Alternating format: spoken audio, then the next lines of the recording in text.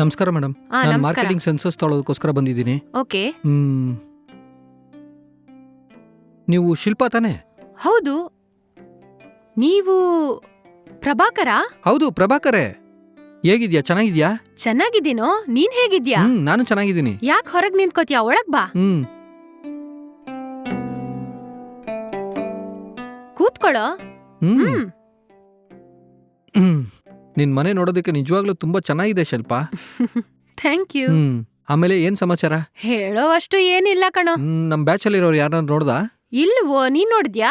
ಈಗ್ಲೇ ಒಂದು 2 ತಿಂಗಳ ಮುಂಚೆ ಒಂದ್ 3 ಜನ ಫ್ರೆಂಡ್ಸ್ ನ ನೋಡಿದೆ ಶಿಲ್ಪಾ. ಆಮೇಲೆ ನಮ್ ಹೌದಾ? ಬ್ಯಾಚ್ ಸತೀಶ್ ಇದಾನಲ್ಲ, ಅವ್ನಿಗೆ 2 ದಿವಸಕ್ಕೆ ಮುಂಚೆನೆ ಮದ್ವೆ ಆಯ್ತು. ಆಹಾ, ನೀನ್ ಮ್ಯಾರೇಜಿಗೆ ಹೋದ್ಯಾ? ನಾನು ಹೋಗ್ ಬಂದೆ.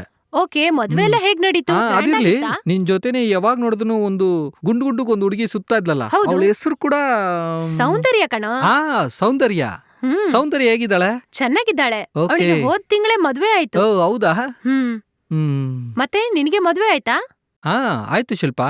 ನನ್ಗೊಂದ್ ಮಗ ಕೂಡ ಇದ್ದಾನೆ. ಸರಿ, ಓಹೋ. ನಿನಗೆ? ಆಯ್ತು ಕಣೋ, 6 ತಿಂಗಳಾಯ್ತು. Oh okay. ನನ್ ಗಂಡ ಸ್ವಲ್ಪ ನನ್ಕಿಂತ ತುಂಬಾ ಏಜ್ಡ್ ಪರ್ಸನ್. Aged person? ಹ್ಮ್. ಏನ್ ಹೇಳ್ತಾ ಇದೀಯ ನೀನು?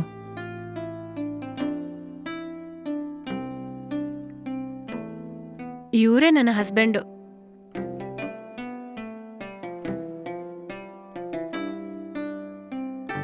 ಇದು ನಮ್ ಮದುವೆ ಫೋಟೋ.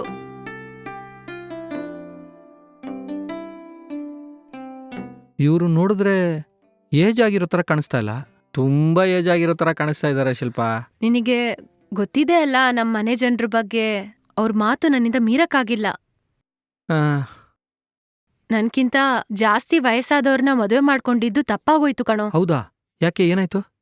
ಅವರು ಆಕ್ಟಿವ್ ಆಗಿಲ್ವಾ? ಅದು ಮಾತ್ರ ಅಲ್ಲ, ನನ್ ಮೈಂಡ್ ಸೆಟ್ಟೇ ಬೇರೆ, ಅವ್ರ ಮೈಂಡ್ ಸೆಟ್ಟೇ ಬೇರೆ. ನಾನ್ ಟಿವಿನಲ್ಲಿ ಹೊಸ ಸಿನಿಮಾ ನೋಡ್ಕೊಳ್ಳೋಣ ಅಂದ್ರೆ ಅವ್ರಾಗ್ಲೇ ಹಳೆ ಸಿನಿಮಾ ಇಟ್ಕೊಂಡು ನೋಡ್ತಾ ಇರ್ತಾರೆ. ನಾನ್ ಯಾವಾಗ್ಲೂ ಟ್ರೆಂಡಿಂಗ್ ಆಗಿ ಡ್ರೆಸ್ ಮಾಡ್ಕೋಬೇಕು ಅನ್ಕೋತೀನಿ. ಅವ್ರೇನಂದ್ರೆ ಬೂಮರ್ ಅಂಕಲ್ ತರ ಡ್ರೆಸ್ ಮಾಡ್ತಾರೆ. ಅದು ಮಾತ್ರ ಅಲ್ಲ, ನಾವಿಬ್ರು ಹೊರಗಡೆ ಹೋದ್ವು ಅನ್ಕೋ, ನಾನ್ ಸ್ಪೀಡಾಗಿ ನಡ್ಕೊಂಡ್ ಹೋಗ್ಬಿಡ್ತೀನಿ, ಅವ್ರು ನಿಧಾನಕ್ ನಡ್ಕೊಂಡ್ ಬರ್ತಾರೆ. ಇನ್ನೊಂದ್ ವಿಷಯ, ಅವರಿಗೆ ಹೆಲ್ತೂ ಸರಿ ಇಲ್ಲ. ನೀನೇನೋ ನನ್ನ ಹತ್ರ ಮುಚ್ಚಿ ಹೇಳ್ತಾ ಇದೀಯಾ, ಆದ್ರೆ ಏಜ್ ಆಗಿರೋ ಪರ್ಸನ್ನ ಮದುವೆ ಮಾಡ್ಕೊಂಡ್ರೆ ತುಂಬಾ ಪ್ರಾಬ್ಲಮ್ಸ್ ಇರುತ್ತೆ ಅಂತ ನನ್ಗೆ ಗೊತ್ತು ಶಿಲ್ಪಾ. ಎಲ್ಲ ನನ್ ಹಣೆ ಬರಹ. ಸರಿ, ಬಿಸ್ಲಲ್ ಸುಸ್ತಾಗಿರ್ತೀಯಾ, ನಾನ್ ಹೋಗಿ ನೀರ್ ತಗೊಂಬರ್ತೀನಿ.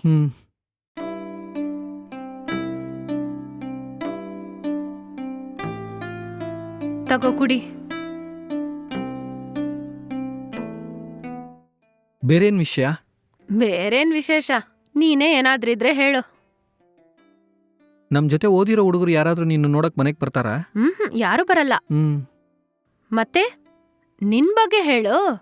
ಈ ಕೆಲ್ಸದಲ್ಲಿ ನಿಂಗೆ ಚೆನ್ನಾಗಿ ಇನ್ಕಮ್ ಬರ್ತಾ ಇದ್ಯಾ? ಬೇರೆ ಒಳ್ಳೆ ಜಾಬ್ ಟ್ರೈ ಮಾಡ್ತಾ ಇದೀನಿ ಶಿಲ್ಪಾ. ಆದ್ರೆ ಇಂಟರ್ವ್ಯೂಗೆ ಅಟೆಂಡ್ ಮಾಡಕ್ ಹೋದ್ರೇನೆ ಅಲ್ಲಿ ರಿಜೆಕ್ಟ್ ಮಾಡ್ಬಿಡ್ತಾರೆ. ಬೇರೆ ಯಾವ್ದಾದ್ರು ಒಳ್ಳೆ ಜಾಬ್ನ ಟ್ರೈ ಮಾಡ್ಬೇಕು. ಎಷ್ಟು ಸಂಬಳ ಸಿಗತ್ತೋ? ಮನೆ ಖರ್ಚಿಗೆ ಸರಿ ಹೋಗತ್ತಾ? ತುಂಬಾ ಕಷ್ಟ ಆಗ್ತಾ ಇದೆ. ಇದೋ ಸ್ವಲ್ಪ ಹಂಗೆ ಅಡ್ಜಸ್ಟ್ ಮಾಡ್ತಾ ಇದ್ದೀನಿ.